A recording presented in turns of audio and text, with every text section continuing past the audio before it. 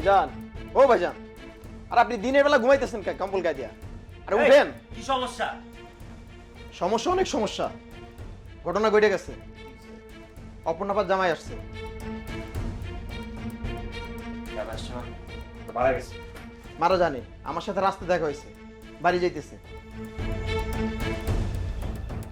Sure? 100% sure. কেমনি? আমি রাস্তা দেখছি, আমার সাথে দেখা হয়েছে, বাড়ির দিকে যাইতেছিল।